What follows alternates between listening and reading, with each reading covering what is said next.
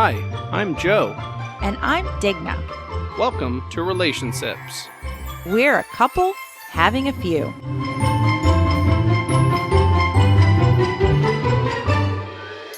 You can find us on social media. We're on Facebook, and it's facebook.com/a couple having a few. On Instagram, we are instagram.com/getting to know brews. And you can find us on YouTube. Our channel name is Getting to Know Brews. If you want to reach out to us via email, you can email us at drinkndrive@icloud.com. That's drinkndrive@icloud.com. Hello once again. Hello. We are It's we. We are knocking out episodes like left, right, up, down. Like by the time this episode comes out, it's going to be like December or something, because we're just going to have this whole backlog and I don't even have to record anything. Like I'll probably be like 57 years old by the time this airs, because we've just done so many recently. I'm not complaining. I mean, we've done like 7. Well, whatever. I don't know. Maths. Just maths. Hard. But the thing so today for, I guess, for your guys' benefit, it's August 24th. Spoiler. So it's a big day because we got our couch. That's right. Yeah, I love this couch. She loves this couch. I mean, actually, we got the couch on the 23rd, but it was late, so... And we didn't do the couch is not a new couch. It is... I don't know that we ever covered my love of this couch, but sometime last summer, I insisted that we replace our dinky little couch and love seat with something more substantial on which I could sleep when someone was snoring. And so I found the perfect couch, and Joe was trying to move me out of my tiny home without the couch. And people were trying to convince me to sell it, and I said, no, my friend. I love this couch. And so it's here. It lives here now. Yes, and I can say, I mean, we measured it to make sure it would fit, and it does physically fit, but it is a big couch for the area and the layout of this room. So we had to uproot my grandmother's chair and kind of slide her over. So her chair is kind of where my grandfather's chair was. And so her little area is set up almost a mirror image the way it used to be. I'm not convinced that she loves it. I don't think so. No. I think the only message I got out of that was, it's a big couch.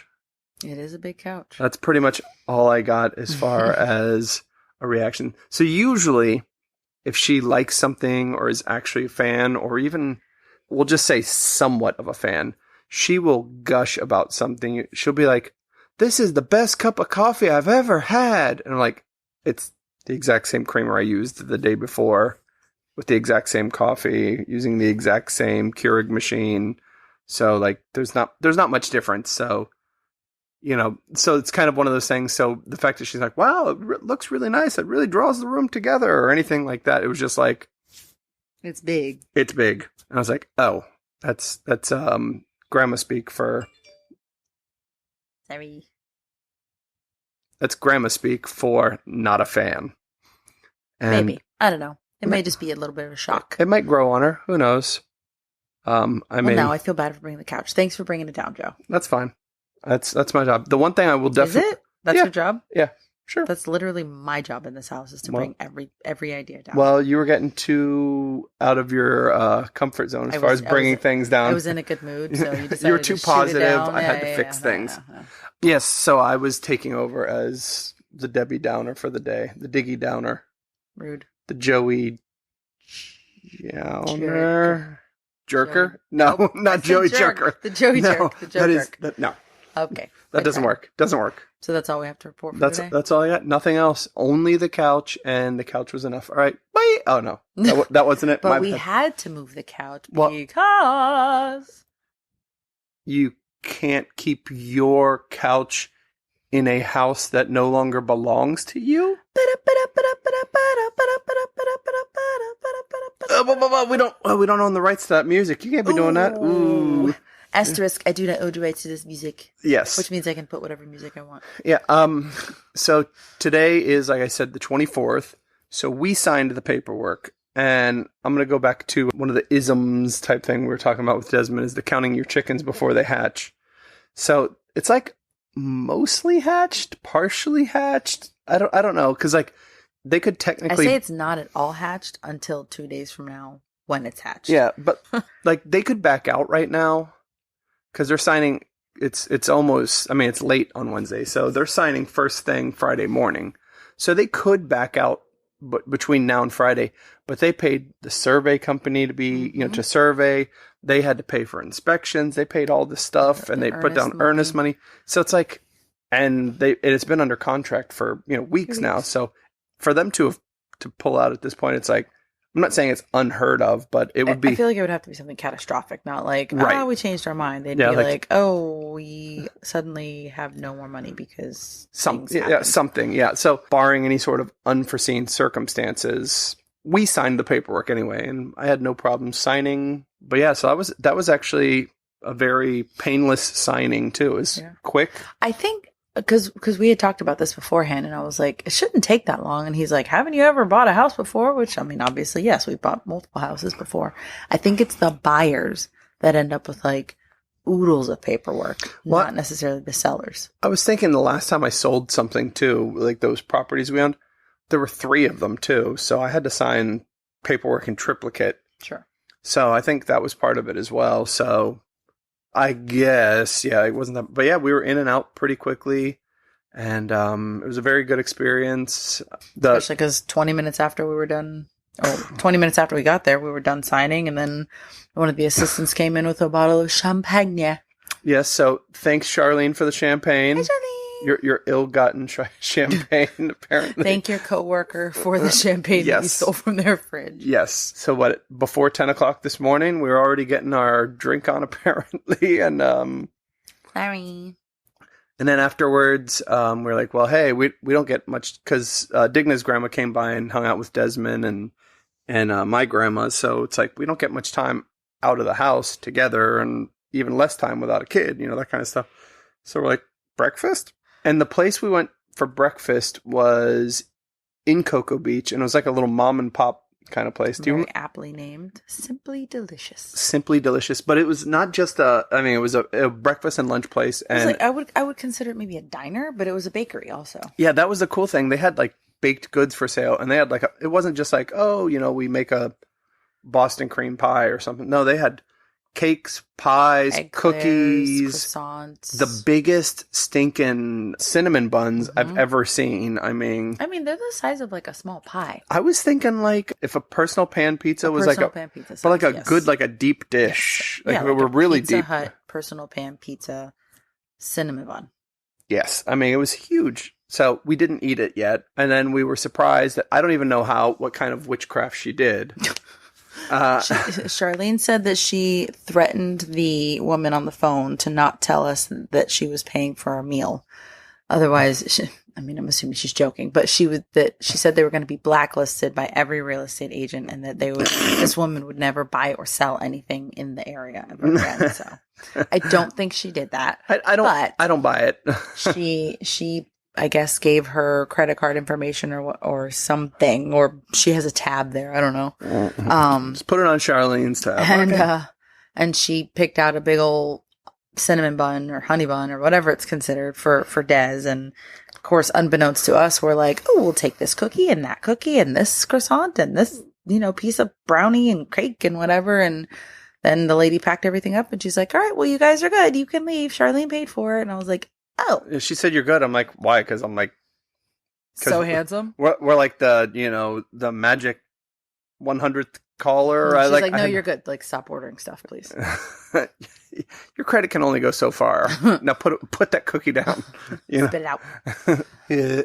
But yeah, but it was really good. I mean, I had an omelet, and it was gigantic too. Like, it was huge. The portions were big, and that was like a 4-egg omelet. I feel like. And then the biscuit. So normally when I get something, if it comes with a biscuit, I ask for like a side of gravy, and the biscuit was I'm not even kidding. It was a whole fist. It was bigger than my fist. It was bigger than my fist. Yeah. I mean, I've got a good size paw, but it was bigger than my fist. I mean, it was a Make a fist with your foot. You can't bend your toes. Oh my God! Call 911. Show over. But yeah, so everything seemed to go smooth with that. With the closing, the breakfast was good, and in a large portion. And we, of course, took baked goods to go. And I just ate part of the Rocky Road brownie. It's pretty right. Mm-hmm. Yeah, Rocky Road brownie. So it was pretty good. I mean, no complaints. I enjoyed it, and I'd never been there before. And we don't go in the Cocoa Beach area often, they have, like, even something as simple as like the fruit side. Normally, you get fruit at a diner or whatever, and it's like you might get some grapes and some really sad apple slices, and like maybe some reconstituted strawberry halves or something like that. But yeah, this was good. It was like fresh pineapple and watermelon, and they did have grapes and fresh strawberries. It was all really good. I was very impressed with what they had going on. So, not that they need me as their spokesperson. I mean, there was a picture of Kelly Slater on the wall, who's, if you don't know, he's a professional surfer from Cocoa Beach, and he's like holding one of their kids. So, I mean, if you've got like a multi-time champion surfer, you don't need my endorsement, but you're getting it anyways, so you're welcome. So yeah, overall, pretty good day with that. And tomorrow, I'm leaving on a jet plane. Mm-hmm. I mean, I don't know when I'll be back again, but I do have a return flight, so I'm assuming it would be then. You don't know until you know. Don't count your chickens till they're hatched. I guess maybe that should be this episode's name. Don't count your chickens. I guess. I mean, we've mentioned it multiple times, but yeah, I mean, Dave and I, my co-host for the other podcast, we're leaving tomorrow. We're going to San Francisco because we're supposed to go to this beer fest. That was a 2-day beer fest. It was then cut down to a 1-day beer fest, but we're like, okay, that's fine. We already had our tickets, all that stuff. And then they canceled the beer fest. I don't think I realized that it transitioned from a 2-day to 1 day. I thought it was just like, we're having it and we're not. Yeah, I mean, well, so they were spinning down the drain. Exactly. It was like, but we already had everything booked. So now we are 2 bros going to San Francisco. 2 bros in San Francisco. We're gonna go do the intro to Full House. Exactly. Are you gonna go see the bridge? Well, if we were gonna do the intro to Full House, then yeah, we have to. Well, then go do that. We have to get a convertible. We did not get to go see the bridge. It was in the plans, but the day ran long. I don't even know what direction it was in from where we were. I mean, obviously towards the water. I would say west. Yeah. Towards the water, but I don't know where in relation to the airport it was or anything. We're going to go see some breweries because we went there for beer purposes. And also, I want to do a food challenge. Have you decided which one you're going to do? I think I'm going to do the big steak one. That sounds so gross. So horrible, They all right? sound so gross. I mean, for me. It's not that big of a steak. It's like a 40-ounce steak, I think. That's a lot for me. I couldn't even eat a whole croissant sandwich today. Croissant, which was delicious. You could put whatever you wanted on Did it. you even say what was on your I croissant did not. sandwich? You could put whatever you wanted on it, and I put corned beef, like not like canned corned beef, but like real corned beef, and feta cheese on a croissant. It was quite lovely. It was good, and it was bitchin'. It was Bichon Friesen. I'll have the rest for breakfast tomorrow. But yeah, so I could not eat a 40-ounce steak. I mean, I'm sure their steak will be delicious, but I would not be able to eat that much. Unfortunately, with this particular food thing, because I mean, I've never done an actual food challenge before.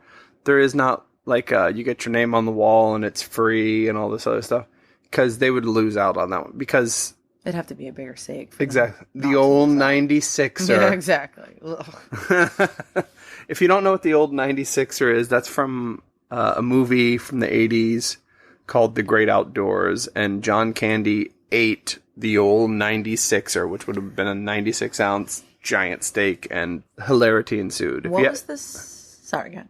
If you haven't seen it, you should watch the movie. It's a good 80s comedy. It's John Candy. It's John, MF, and Candy. And Dan Aykroyd. Dan had food. Dan Newland. No, wait, not wrong Dan. What was this? What was the size of the steak that we ate that one time? A 40 ounce. Was it 40 ounce? Yeah. Oh. Yeah, you can eat that by yourself. Yeah. I didn't need you there. I know. That was good. That was a good... That's a story for another day in its entirety. But... So there we were. The TLDR is we ended up eating a 40-ish ounce T-bone steak that was delicious with some great sides and a whole bottle of Tito's vodka at a strip club. And that was not our plan for the day. That was not even a destination we had planned to go. I mean, you're saying TLDR, but you're giving up the goods. That's it. Once again, she said at a strip club, it was strip club adjacent. Yes, we were not sitting in the splash zone, as it were. Oh my gosh. That is It gross. was a That's just gross. restaurant in the same building as the strip club area where one would not want to be eating. And the two, it wasn't two businesses. It was the same business, but one side was a restaurant-y, bar-y area. It was like County Line Saloon used to be. It was, but nicer. Much nicer. And the other side was a strip club. And we don't know what it looked like because we didn't go in the strip club. Yeah. But I'm still saying we had steak at a strip club. But the fun part now that we're in, we walked there, so we got we walked there in a thunderstorm. Yeah, we got an Airbnb and it was raining. With this we had backpacks. We had backpacks with us and all this ponchos. We had ponchos and we might have looked homeless. The guy's like, here for the strip club, and I had no idea because Digna chose the place because we were driving there. I was like, I'm here for the steak. And he's like, oh, you got to go around the other entrance or whatever. Got to go around the other end. I was so confused when he said that. Also, my bad. This place was called Double D's. Double D's Ranch. Double D's Ranch. I thought that D was a person. And this was Auntie D's Diner. I mean, some persons have D's. I'm sure some they got them some D's. Aunt D's have Double D's, but I read Double D's Ranch and I thought it was like a mom and pop version of, I don't know, Texas Roadhouse. I was like, hey, Ranch, Roadhouse. We're at a steak place. Double D's. That's where we went. They do it in precedence of importance. Just like, ingredients on, it'll be like sugar. It'll be like sugar, water, blah, blah, blah. Whatever the ingredients are and anything. So sugar is the main ingredient. So Double D's, that was the main ingredient. The ranch part was, it was like other non-essential ingredients or whatever. There was no ranch. Yeah, there was no ranch. There was nothing even related to a ranch. It was a fake honky tonk bar. Yeah, it was it was a little shtick of a place. That was just their thing. The food was impressive. As far as it was we're delicious, at this weird double business place. But yes, the food was really good. We were there early too, so it was kind of a nightclub type place. But since we were there early, it was like all the lights were on. It was very strange. I think they thought we were probably very strange, actually. Well, they're probably like, why the hell is anybody here? And we just opened. Specifically went because on the menu we were starving, and I was like, yes, we want steak, we want barbecue or something like that. Let's go here. And I was like, holy crap, they have this meal for two. That's a 40-ounce steak with 2 large sides, and it comes with a bottle of vodka. And I was like, let's do this because we were going to a concert afterwards.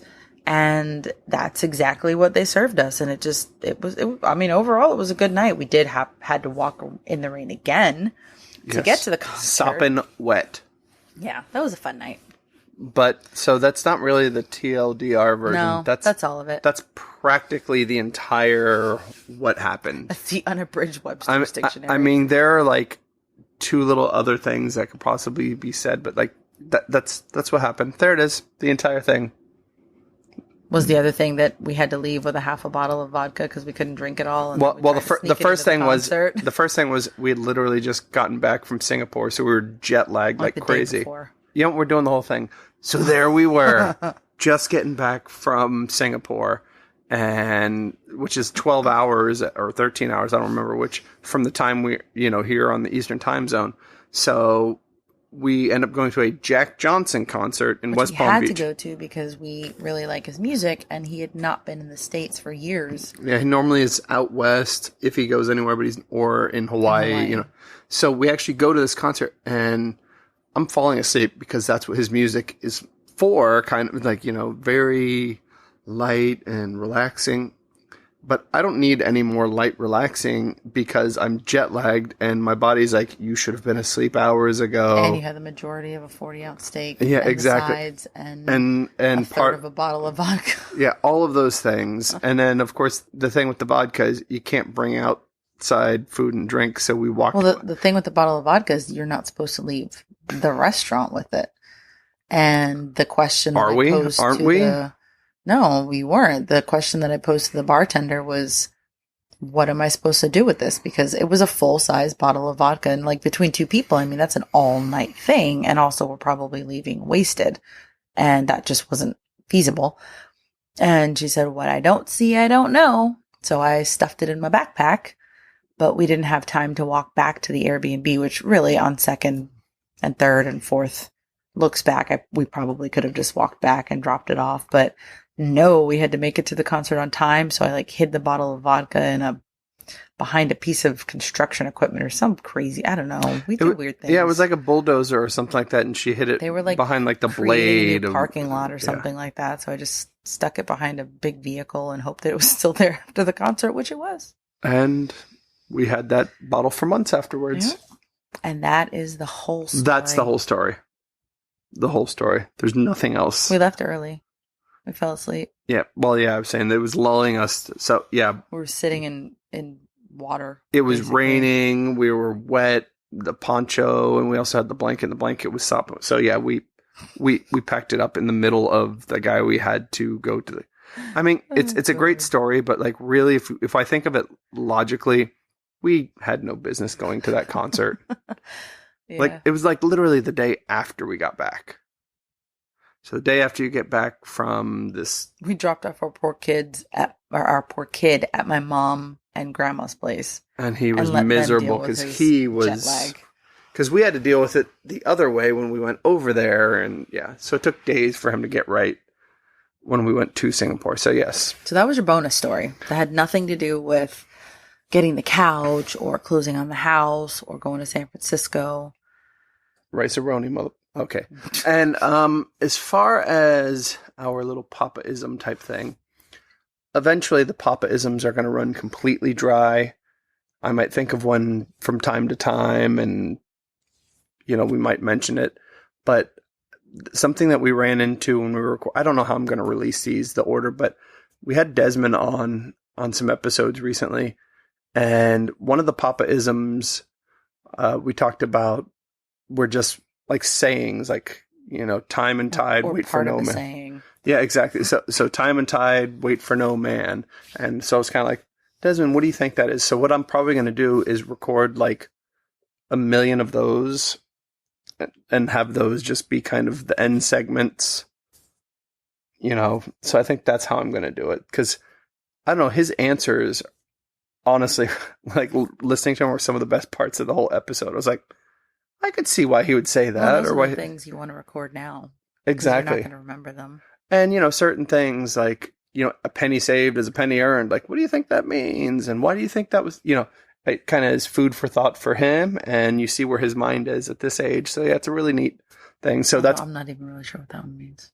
I don't know either. I mean, a penny saved is not necessarily always a penny earned. I could have stolen it or found it on the floor. I mean, but if you had a penny and I saved it, instead of blowing it on something you probably didn't need anyway, you probably just kept it. And then a penny saved is just a penny saved.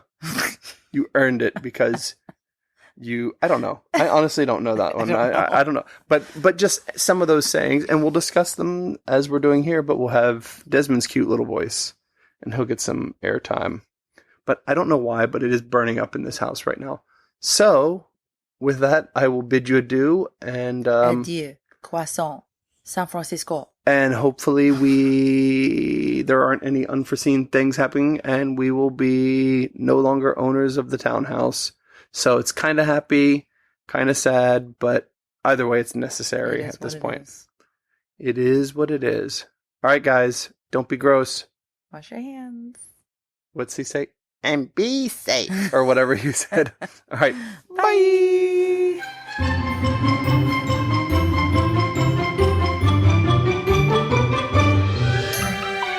This has been a Getting to Know Brews presentation.